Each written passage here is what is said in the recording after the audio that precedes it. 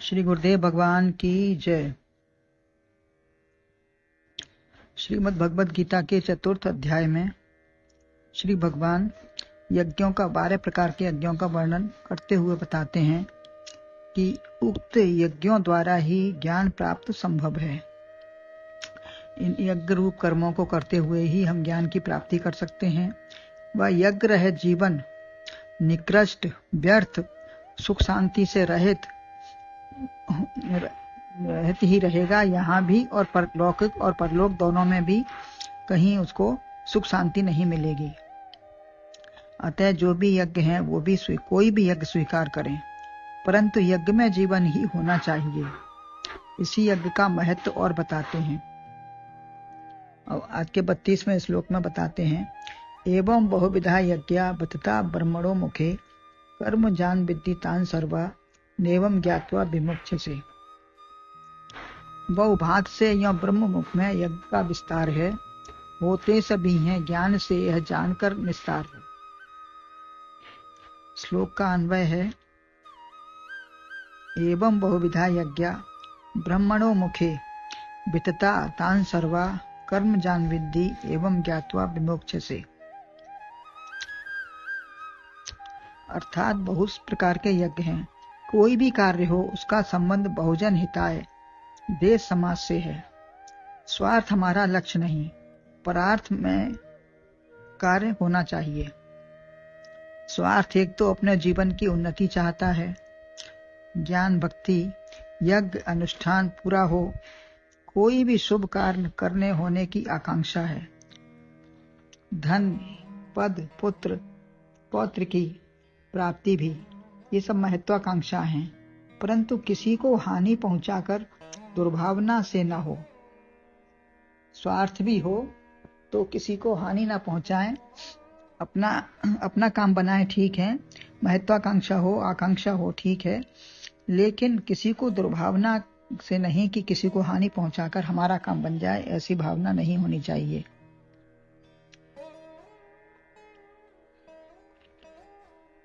धार्मिक लौकिक पारलौकिक उन्नति की चाह है, शुद्ध है, पवित्र है, ठीक है। स्वार्थ है, ये दूषित नहीं है। इसमें यदि भगवत भावना और समाहित कर दी जाए तो उत्तम है। भगवत कृपा से, पुरुषार्थ से या किसी को गिराकर कैसी उन्नति आप चाहते हैं? आप उन्नति चाहते हैं, अपनी स्वार्थ चाहते हैं, लेकिन भगवत कृपा से, भगवान की कृपा से सब हो रहा है, होगा, या हमारे पुरुषार्थ हम करेंगे तब मिलेगा, अथवा किसी को गिराकर ये हमारी उन्नति नहीं है, से हमारा पतन ही होगा। ये हमारे लिए त्याज्य है। यदि अपने पुरुषार्थ में भी संदेह है तो भगवान का सहारा लेकर आगे बढ़ो। प्रवस नगर की जय सब काजा, हृदय राख कौशलपुर राजा, वही श्रेष्ठ है। यह स्वार्थ होते हुए भी अच्छा है। देह गेह परिवार धन को महत्व न देकर दूसरों की उन्नति को ध्यान में रखकर हो, वही कर्म श्रेष्ठ है। यज्ञ है, धार्मिक भावना समाहित करने वाला सब कर्म यज्ञ है। यही यज्ञ है जहाँ धार्मिक भावना समाहित है और परार्थ है। आस्था से कर्म आत्मज्ञान पूर्वक किए कर्म ही महान है। आस्था से किए गए, आस्था पूर्वक आत्मज्ञान से किए गए कर्म ही महान है। वही बंधन से मुक्ति भी दिला सकते हैं। बहुत प्रकार के यज्ञ हैं जो ब्रह्मणो मुखे वितता, ब्रह्म मुख में ही विस्तृत हैं। ब्रह्म यानी वेद या ब्रह्म तत्व या यज्ञ या ब्रह्म ज्ञाता या ब्रह्म का ज्ञाता ब्राह्मण।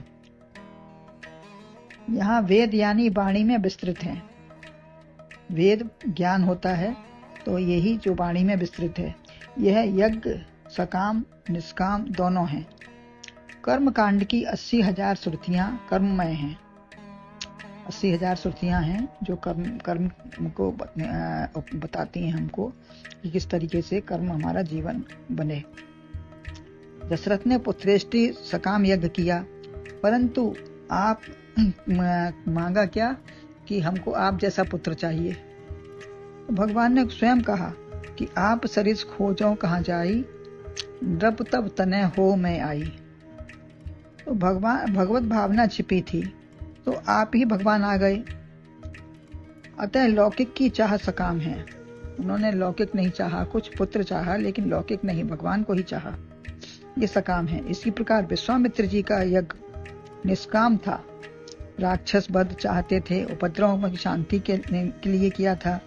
भगवान को इसीलिए वो लेने गए कि उपद्रवों की शांति हो, राक्षसों का वध हो, जिससे संसार का कल्याण होगा। जनक का धनुष भी शांति रूप सीता का विवाह हो जाए।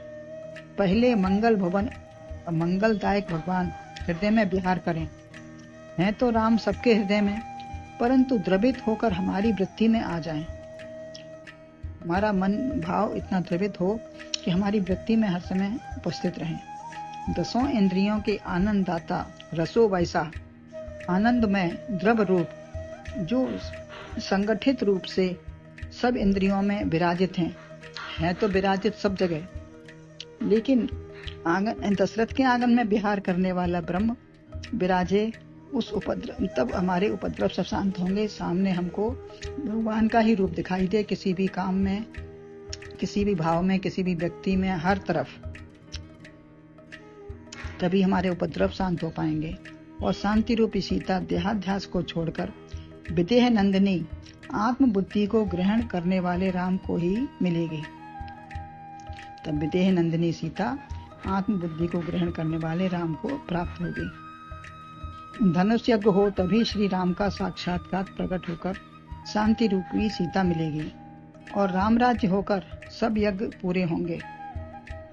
राम राज्य भी हो जाएगा, जो हमारी भावना ऐसी बन जाएगी परार्थ, तो फिर राम राज्य स्वतः ही रहेगा। वेद किस प्रकार ब्रह्म का स्वरूप है। तीसरे अध्याय में कहा, सह अज्ञा प्रजा सृष्ट्वा प्रोवाच प्रजापति।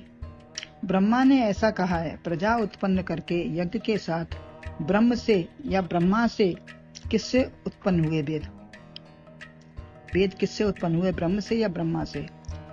17वें अध्याय में कहा, सृष्टि के आदि में ओम तत्सत 3 नाम से कहा जाता है। यज्ञ, ब्राह्मण और वेद सब भगवान से ही प्रकट हुए हैं।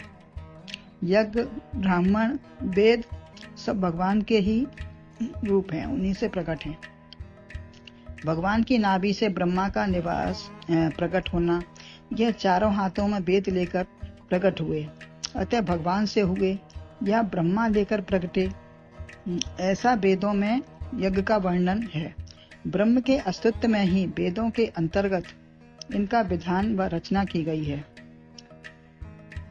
ब्रह्म के अस्तित्व में ही वेदों की रचना या उनका विधान है।